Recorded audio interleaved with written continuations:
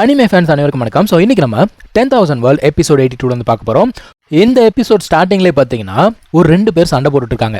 அதில் ஒருத்தன் என்ன சொல்கிறான், உன்னால் என்னை ஜெயிக்க முடியாது, பார்த்துக்கோ, ஒழுங்கு மரியாதை விட்டு கொடுத்துரு, இந்த கத்தி இருக்கு பாரு, அது என்னோட ஃபியூஸாக இருக்குது, நான் வேற இந்த கத்தி வேற இல்லை அப்படின்னு சொல்லிட்டு அட்டாக் பண்ணலான்னு வரான். அந்த கத்தி அவன் கையை விட்டு உருவிட்டு போயிடுமா, என் கத்தி எங்கேயோ போகுது அப்படின்னு சொல்லிட்டு கத்துறான். அது எங்கே போகுது நமக்கு நல்லா தெரியும். ஸோ அந்த 2 கத்தியுமே இங்கே தான் வருது, சுற்றிக்கிட்டு இருக்கு.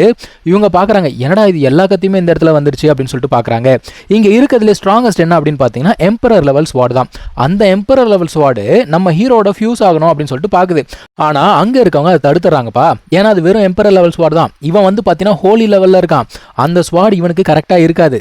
ஒருத்தவங்க வந்து என்ன கேட்குறாங்க, ஏன் அந்த எம்பரர் லெவல் ஸ்வாடை இவங்க கூட ஃபியூஸ் ஆக விட மாட்டீங்க அப்படின்னு சொல்லிட்டு கேட்குறாங்க. அவர் என்ன சொல்கிறாருன்னா, இந்த பேசாங்னு ஒருத்தர் இருக்கார் இல்லையா, நம்ம ஹீரோ செலக்ட் பண்ணார்ல, அவர் வந்து பார்த்தீங்கன்னா பயங்கர டேலண்டடா. ஆனால் அவர் வந்து பார்த்தீங்கன்னா கிங் லெவல் ஸ்வாடோட தன்னை ஃபியூஸ் பண்ணதுனால அவருக்கு கொஞ்சம் பிரச்சனைகள் அப்படிங்கிறது இருக்குது. அவரால் வந்து ஃபுல் ஸ்ட்ரென்த் அப்படிங்கிறத காட்ட முடியல. ஸோ இவனுடைய டேலண்ட்டுக்கு இவன் வந்து பார்த்தீங்கன்னா இந்த ஸ்வாடில் ஃபியூஸ் ஆனா அப்படின்னா இது இவங்களுக்கு தான் மிகப்பெரிய லாஸ், அதனால் வேண்டாம் அப்படின்னு சொல்கிறாங்க. அதுக்கப்புறமா அவர் என்ன சொல்கிறாருன்னா, அவனுடைய பவர் வந்து வித்ட்ரா பண்ண சொல்கிறாரு. போதும்ப்பா, வேண்டாம், உனக்கு வந்து பார்த்தீங்கன்னா செயின்ட் லெவல் ஸ்வாட் தான் கரெக்டாக இருக்கும், அது கிடைக்கும் போது பார்த்துக்கலாம் அப்படின்னு சொல்கிறாரு. இப்போ அந்த இடத்துல இவனுக்காக ரேங்கிங் அப்படிங்கிறது வருது. அந்த ரேங்கிங்கை பார்த்த உடனே எல்லாருமே பயங்கரமாக அதிர்ச்சி ஆகிறாங்க. ஏன்னா வந்து பார்த்தீங்கன்னா லெவல் 9 அப்படின்னு காட்டுது. இப்போ இதை பார்த்த உடனே எல்லாருக்குமே என்னென்னா, எப்படியாவது இவனை தன்னோட செக்டாரை சேர்த்துக்கணும் அப்படிங்கிறதுக்காக பேச ஆரம்பிக்கிறாங்க. ஒருத்தர் என்ன சொல்கிறாரு, இவனுடைய மாஸ்டர் வந்து பார்த்தீங்கன்னா, அதாவது ஒருத்தர் செலக்ட் பண்ணார்ல, அவர் வந்து செக்லூஷனில் இருக்காராம். ஸோ எத்தனை வருஷம் செக்லூஷனில் இருப்பார், 3 வருஷமா 5 வருஷமான்னு தெரியல, எல்லாமே வேஸ்ட்டாக போயிடும், நான் வந்து இவனை ட்ரெயின் பண்ணுறேன் அப்படிங்கிறார். இன்னொருத்தர் என்ன சொல்கிறாரு, இல்லை என்னோட செக்டாருக்கு தான் இவன் வந்து கரெக்டாக இருப்பான் அப்படிங்கிறார். உடனே இன்னொருத்தர் சொல்கிறார், இல்லை கிடையவே கிடையாது, என்னுடைய செக்டாருக்கு வந்தால் தான் இவனால் வந்து எல்லா டீச்சிங்ஸும் கரெக்டாக ஏற்றுக்க முடியும்னு சொல்லிட்டு ஒவ்வொருத்தராக சண்டை போட ஆரம்பிக்கிறாங்க. இதெல்லாம் பத்தாதுன்னு அந்த பொண்ணு ஒருத்தர் இருந்தால் பாருங்க, அந்த பொண்ணோட மாஸ்டருமே நீயே என்னோட செக்டாருக்கு வரக்கூடாது அப்படின்னு சொல்லிட்டு கேட்க ஆரம்பிக்கிறாங்க. எவனை கேட்டாலும் என்ன சொல்றானா, இதெல்லாம் நாங்கள் வந்து செக்டாரோட நல்லதுக்கு தான் செய்கிறோம் அப்படிங்கிறாங்க. கடைசியாக வந்து பார்த்தீங்கன்னா இந்த லீடர் இருக்கார்ல, அவர் என்ன சொல்றாரு, சரிப்பா, உனக்கு எங்கேயும் போகிறதுக்கு பிடிக்கல அப்படின்னா நீ என்னோட செக்டாரில் ஜாயின் பண்ணிக்கோ, நான் அதுக்கு பதிலாக என்ன பண்ணுறேன்னா, நீ ட்ரைனிங்லாம் முடிச்சதுக்கப்புறம் உன்னை வந்து நெக்ஸ்ட் லீடர் அனௌன்ஸ் பண்ணிடுறேன் அப்படிங்கிறாரு. பக்குன்னு ஆகி போது எல்லாருக்கும், என்னையா இந்த மாதிரி பண்ணுற அப்படின்னு கேட்டால், நானுமே செக்டார் நல்லதுக்கு தானே செய்கிறேன் அப்படிங்கிறாரு மனுஷன். இப்போ லின்ஃபெங் என்ன சொல்கிறான்னா, இவனுடைய மாஸ்டர் தான் வந்து முதல்ல இவனை கூப்பிட்டாரு, கரெக்டுங்களா, அதனால் அதுக்கு கண்டிப்பாக மரியாதை கொடுக்கணும். அது அதுக்கு இந்த சீனியர் இருக்காங்க பாருங்க, அப்பப்போ இவனுக்கு வந்து ஏகப்பட்ட உதவி அப்படிங்கிறத செஞ்சுருக்காங்க. அதனால் இவன் என்ன சொல்கிறான்னா, நான் இங்கே இருக்கேன் அப்படிங்கிறான். அது மட்டும் இல்லாமல் அவன் என்ன சொல்கிறான்னா, முதல்ல நான் ஸ்வாடை பற்றி கற்றுக்கிறதுக்கு முன்னாடி என்னோட பாடி அண்ட் மைண்டை வந்து ஸ்ட்ராங் ஆக்கணும் இல்லையா, அதனால் நான் இங்கே இருக்கேன், இங்கே தான் வந்து கரெக்டாக இருக்கும் அப்படின்னு சொல்கிறான். எல்லாருமே ஒத்துக்கிறாங்க, ஆமாப்பா நீ சொல்கிறது கரெக்டு தான், உன்னுடைய விருப்பப்படியே செய் அப்படின்றாங்க. சரி ஓகேன்னு சொல்லிட்டு கிளம்பும் போது இவங்க 2 பேருக்கும் ஒரு டோக்கன் அப்படிங்கிறத கொடுக்குறாங்க. ஏன்னா இந்த டோக்கனை வச்சு தான் உள்ளே வெளியில் போகிறதெல்லாம் பண்ண முடியும். இது இல்லைன்னா வெளியில் போகவும் முடியாது, உள்ளே வரவும் முடியாது. அவன் அங்கேருந்து கிளம்பி போனதுக்கப்புறம் கூட இவங்க எல்லாருமே அவனை பற்றி தான் பேசிக்கிட்டு இருக்காங்க. ஏன்னா அவன் வேணான்னு சொன்ன உடனே இவங்க விட்டுட்டாங்கல்ல, அதான் ஒருத்தங்க கேட்குறாங்க, இப்படியே விட்டுட்டா எப்படிங்க அப்படிங்கிறாங்க. அவர் என்ன சொல்கிறாரு, இந்த ஷார்ட் பீரியட் ஆஃப் டைம்லேயே அவன் வந்து இவ்வளோ ஸ்ட்ராங்காக இருக்கான், மேபி இதை பண்ணுறதுக்கான ஒரு ரீசன் அவனுக்கு கண்டிப்பாக இருக்கும், நம்ம வந்து அவனை டிஸ்டர்ப் பண்ண வேண்டாம் அப்படிங்கிறாரு. இப்போ இந்த பொண்ணுக்கு என்னன்னா, எப்படியாவது நானும் ட்ரெயின் பண்ணி சீக்கிரமாக ஸ்ட்ராங் ஆகணும் அப்படின்னு சொல்லிட்டு யோசிச்சுக்கிட்டு இருக்கா. ஸோ இப்போ இந்த சீனியர் வந்து பார்த்தீங்கன்னா இவன் தங்கறதுக்காக ஒரு இடம் அரேஞ்ச் பண்ணி கொடுக்குறாங்க. இந்த ஒரு இடம் வந்து பார்த்தீங்கன்னா ஒரு ஸ்பெஷலான பிளேஸ். இந்த இடத்துல இருக்கிற அந்த ஸ்பிரிட் எனர்ஜி வந்து பார்த்தீங்கன்னா வெளியில் இருக்கிறத விட 10 மடங்கு அதிகமாக இருக்குமா. அதாவது இங்கே ஒரு நாள் ப்ராக்டிஸ் பண்ணால் வெளியில் 10 நாள் ப்ராக்டிஸ் பண்ணுறதுக்கு சமமா. அந்த பறவை இருக்குது பாருங்க, பயங்கர ஆவேசமாக உள்ளுக்குள்ளே போகுது. ஆனால் அங்கே ஒரு பேரியர் இருக்குது. ஆக்சுவலாக இவங்க என்ன சொல்கிறாங்க, அந்த ஒரு பேரியரை ஓப்பன் பண்ணணும் அப்படின்னா இவங்ககிட்ட அந்த டோக்கன் இருக்கு இல்லையா, அதை வச்சு தான் ஓப்பன் பண்ண முடியும். ஓகேன்னு சொல்லிட்டு அந்த ஒரு பேரியரை டீஆக்டிவேட் பண்ணிட்டு உள்ளுக்குள்ளே போகிறாங்க. அந்த இடத்துல பயங்கரமான ஸ்பிரிச்சுவல் எனர்ஜி அப்படிங்கிறது இருக்கு. இந்த பறவைக்கு பயங்கர குஷி. ஸோ சீனியர் என்ன சொல்றாங்கன்னா, ஒவ்வொரு மாசமும் உங்களுக்கு தேவையான அலவன்ஸ் அப்படிங்கிறது வரும், அது மட்டும் இல்லாமல் பில்ஸ், அதுக்கப்புறம் இந்த ஹெர்ப்ஸ் எல்லாம் கொடுப்பாங்க இல்லையா, அது எல்லாமே உங்களுக்கு வந்து சேர்ந்துடும் அப்படிங்கிறாங்க. இந்த பறவை என்ன சொல்லுது, நானுமே இந்த செக்டாரோட ஸ்டூடெண்ட் தான், ஸோ எனக்கு தேவையானதும் கொடுத்துருங்க அப்படிங்குது. அவங்க என்ன சொல்றாங்க, நான் சொல்லிட்டு போறேன்ப்பா, உனக்கு தேவையானதை வந்து சேரும்னு சொல்லிட்டு அவங்க கிளம்பி போறாங்க. இப்போ இவங்க இந்த ஒரு இடத்துல உட்காந்து மெடிடேஷன் அப்படிங்கிறத பண்ணிட்டு இருக்காங்க. கிட்டத்தட்ட ஒரு 3 மாசமா இவங்க வந்து பார்த்தீங்கன்னா இந்த ஒரு இடத்துல தங்கி மெடிடேஷன் அதெல்லாம் பண்ணிட்டு இருக்காங்க. நம்ம ஹீரோ என்ன சொல்றான், என்னடா இது 3 மாசமா ப்ராக்டிஸ் பண்ணிட்டு இருக்கேன், நான் வந்து இப்போதைக்கு லெவல் 8 தான் ரீச் ஆயிருக்கேன் அப்படிங்கிறான். அதான் அந்த பறவை என்ன சொல்லுது, லெவல் 6க்கு அப்புறம் ஒவ்வொரு லெவலாக கடக்கிறது அவ்வளோ ஈஸி கிடையாது, 6லேருந்து 7க்கு வரத்துக்கே கிட்டத்தட்ட 6 மாதம் ஆகிடும், நீ 3 மாதத்தில் 2 லெவலை கிராஸ் பண்ணியிருக்க, இது சாதாரண விஷயம் கிடையாது அப்படின்னு சொல்லிக்கிட்டு இருக்கு. அப்போ அவன் யோசிக்கிறான், இல்லை இந்த ஸ்பீட் பத்தாது, நம்ம இன்னும் வேகம் எடுக்கணும் அப்படின்னு யோசிக்கிறான்.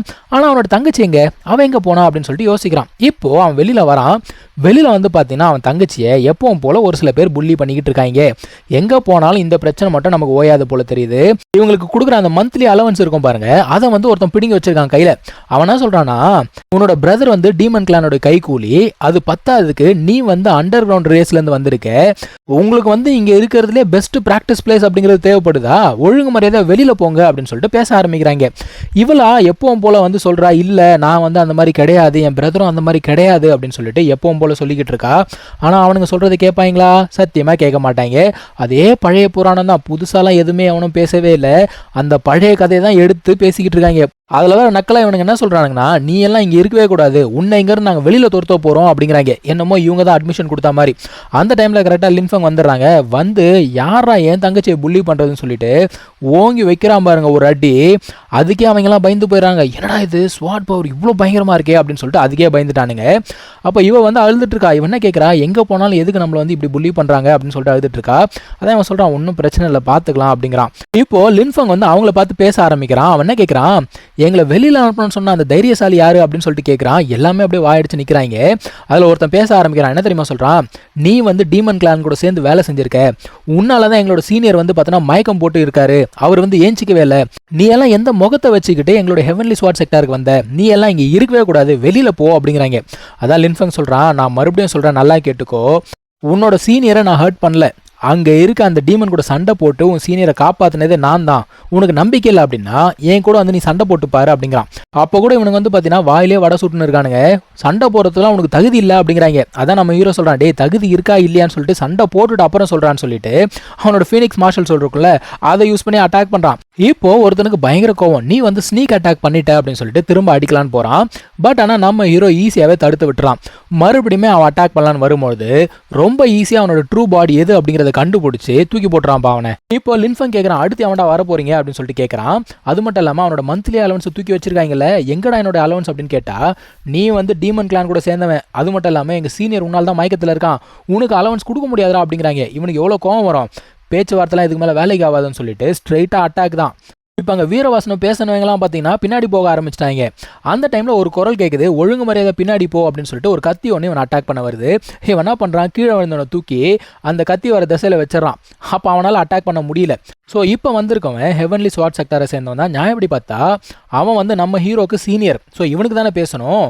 ஆனால் இவன் வந்து பார்த்தீங்கன்னா ஆப்போசிட்டாக பேசுகிறான். அந்த டைமில் நம்ம ஹீரோ என்ன சொல்கிறான்னா, நீ தான் வந்து இந்த இன்சிடென்ட்டுக்கு மாஸ்டர் மைண்டா அப்படின்னு சொல்லிட்டு கேட்குறான். ஆனால் அவன் என்ன சொல்கிறான், மாஸ்டர் மைண்டா, எனக்கு உங்ககிட்ட என்னடா பிரச்சனை அப்படிங்கிறான்.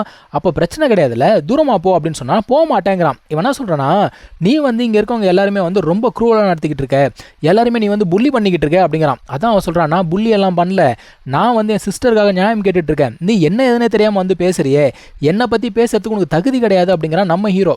இப்போ இந்த பேச்சுவார்த்தை வந்து பார்த்தீங்கன்னா எங்கும் போகிற மாதிரி தெரியல. அதான் ஹீரோ பார்க்குறான், சண்டை போட்டு தான் ஆகணும்னு சொல்லிட்டு அவனோட அந்த ஸ்வாட் இன்டென்ட்டை யூஸ் பண்ணுறான்ப்பா.